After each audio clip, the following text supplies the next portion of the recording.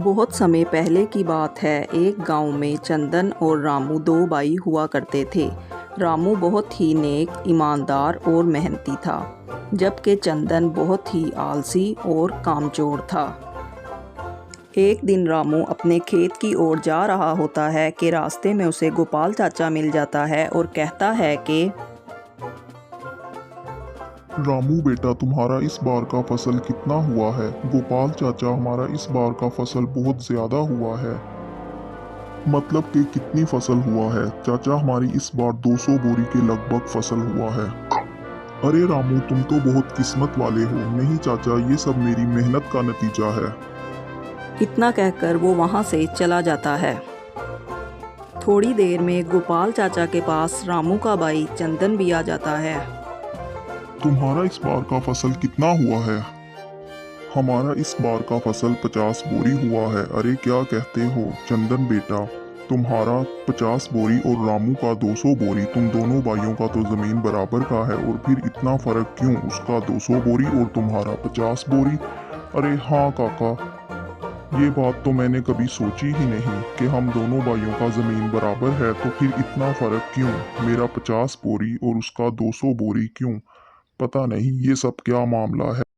इतना कहकर वो वहाँ से चला जाता है और अपनी पत्नी को जाकर कहता है कि अरे रीता, क्या आपको पता है रामू भाई का इस बार 200 बोरी फसल हुआ है? हाँ जी, आप ये कैसी बात कर रहे हैं? आपका और आपके भाई का तो जमीन बराबर का है, तो फिर उनका फसल इतना ज्यादा कैसे हुआ? यही तो मैं सोच रहा हूँ कि उसका और मेरा जमीन बराबर का है, तो फिर उसका फसल इतना ज्यादा कैसे हुआ?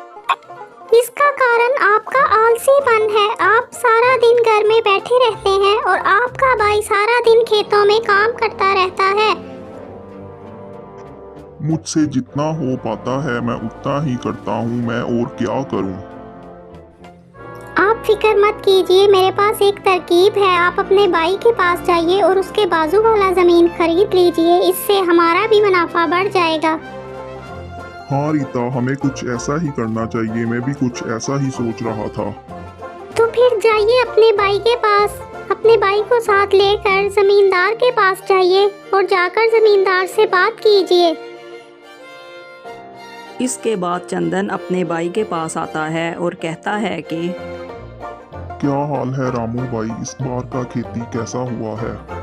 कितनी बोरी अनाज हुआ है आपको भाई रामू? इस बार हमारा खेती बहुत अच्छा हुआ है, 200 बोरी फसल हुआ है छोटे। और बताओ कैसे आना हुआ? भाई, मैं जो आपके बगल में जमीन है वो मैं खरीदना चाहता हूँ और उसमें खेती बाड़ी करना चाहता हूँ। अरे छोटे, तुम्हारे पास जमीन है तो सही, तुम ये जमीन क्यों खरीदना चाहते हो? तुम ये जमीन खरीद कर क्या करोगे? भाई, आप और मैं इस जमीन में मिलकर काम करेंगे और अनाज उगाएंगे। अरे छोटे, ये कहकर तुमने तो मेरा दिल जीत लिया। अब हम दोनों भाई मिलकर काम करेंगे और अनाज उगाएंगे। तो बोलो भाई, कब जाना है जमींदार साहब के पास? मैं अपना जमीन जमींदार को दे दूंगा और ये वाला जमीन खरीद लूंगा। हाँ हाँ भाई, चलते हैं जमींदार साहब के पास। हम दोनों भाई मिलकर काम करेंगे तो हमें खूब मुनाफा होगा। इसके बाद दोनों भाई खुशी खुशी जमींदार साहब के पास जाते हैं। अरे दोनों भाई एक साथ हमारे घर आए हो, बोलो क्या बात है? जमींदार साहब, आपका वो जमीन चाहिए जो हमारे भाई के खेत के पास है। ठीक है भाई, पर तुम उसके बदले में मुझे कितने रुपए दोगे? उसके बदले में मैं आपको अपनी जमीन दूंगा और साथ कुछ रुपए दूंगा। इसके बाद दोनों भाई अपने अपने घर चले जाते हैं। जमींदार साहब ने जमीन के साथ कुछ पैसे भी मांगे हैं। ठीक है, जो घर में कुछ पैसे पड़े हैं वो आप ले जाकर जमींदार को दे दीजिए और किसी न किसी तरह उनसे वो जमीन ले लीजिए। इसके बाद दोनों भाई पैसे लेकर जमींदार के घर जाते हैं। ये लो पैसे, और आज से वो जमीन हमारा हो गया। ठीक है, आज से वो जमीन तुम्हारा हो गया।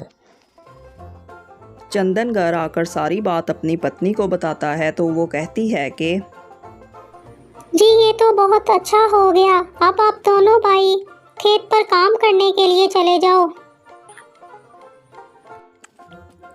फिर वो दोनों भाई खेत पर जाते हैं और मन लगाकर खूब काम करते हैं। इसी तरह कुछ दिन बीत जाते हैं और कुछ दिन बीत जाने के बाद चलो तुम्हारे मैके चलते हैं, बड़े दिन हो गए हैं हम तुम्हारे मैके नहीं गए। जी मुझे भी आपसे यही कहना था, आप अपने भाई को बहाना बनाकर कल खेत भेज देना और हम मायके जाएंगे। अगले दिन रामू काम करने के लिए खेत में पहुंचता है और मन ही मन में सोचता है कि छोटे आज खेत पर क्यों नहीं आया। इधर चंदन अपनी पत्नी के साथ मायके जाता है और वहाँ रामू खेतों में अकेला काम कर रहा होता है। जब रामू काम से फारिग हो जाता है तो वो चंदन के घर आता है और कहता है कि छोटे तुम आज खेत पर क्यों नहीं आए?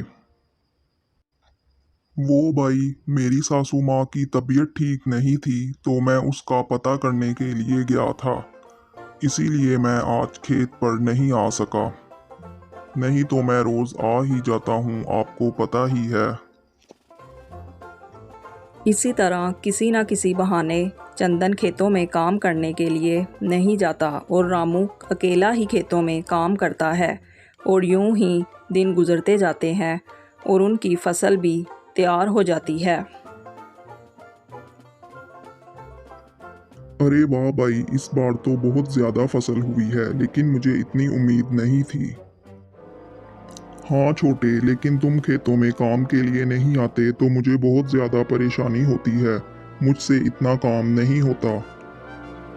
भाई आप फिक्र ना करो, अब मैं रोज खेतों में आया करूंगा और हम मिलकर काम करेंगे। छोटे, इस फसल को तुम अपने घर रख लो, मैं अपने ससुराल जा रहा हूँ और तुमसे 2-3 दिन बाद ही मिलूंगा। चंदन अपनी पत्नी को कहता है कि सारा अनाज अपने ही घर में है, तो वो कहती है अरे यही अच्छा मौका है, तुम इसे बेच दो और उसे कहना कि चोरी हो गया है। अरे रीता, ये तो तुमने बहुत अच्छी बात कही, तुम कितनी समझदार हो।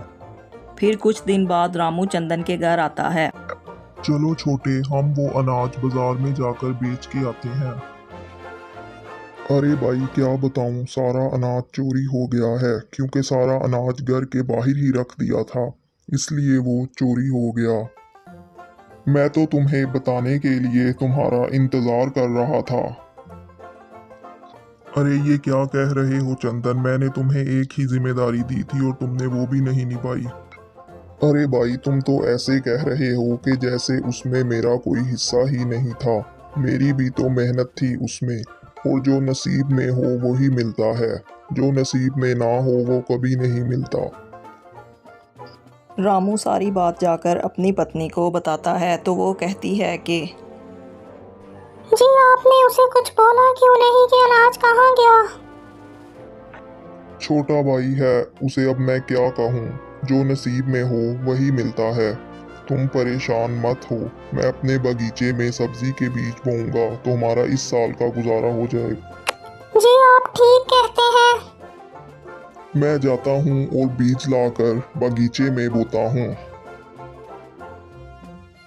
फिर रामू बगीचे में जाकर बीज बोता है तो उसे सोने के सिक्कों से भरा डिब्बा मिलता है, वो उसे फौरन घर ले जाता है।